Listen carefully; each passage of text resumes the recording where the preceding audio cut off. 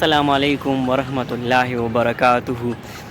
دې ټایم کې د دریای کابل په غاړه باندې روان یو او ممتاز خان را سره دی.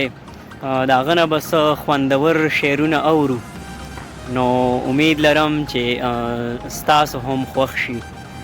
نو ممتاز صاحب، تاسو مونږ ته لږ د خپلې خوښې کوم شعرونه درته یاد وي نو مونږ ته ډالۍ کړئ. صحیح ده انشاءالله. وای نه دا یو دغه غزل ما ډېر مخکې لیکلی و، اوس به تاسو ته انشاءالله ووایم. ښه جي. ګله ازغو کې مډوب تپوس د څنګه وکم، ګله ازغو کې مډوب تپوس د څنګه وکم، او خپلو کې مډوب تپوس د څنګه وکم. ډېر ښه دی. او د وصال تنده مې د عمر سره زیاته شوله، د وصال تنده مې د عمر سره زیاته شوله، سختو روجو کې مډوب تپوس د څنګه وکم. ډېر ښه دی. او د پښتنې ځمکې په مخ مې غړولې سترګې، د پښتنې ځمکې په مخ مې غړولې سترګې، خپله پښتو کې مډوب تپوس د څنګه وکم. ډېر ښه.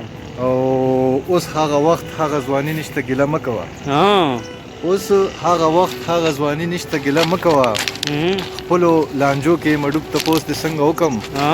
او زه خړ سیلاب لکه د خس په مخه کړی یمه، زه خړ سیلاب لکه د خس په مخه کړی یمه، د غم چپو کې مډوب تپوس د څنګه وکم. ډېر ښه دی. او اخري شعر دی چې رقیب ممتازه په پردو کې شمه پټه کړله، رقیب ممتازه په پردو کې شمه پټه کړله، زه په تیرو کې مډوب تپوس د څنګه وکم. ډېر ښه.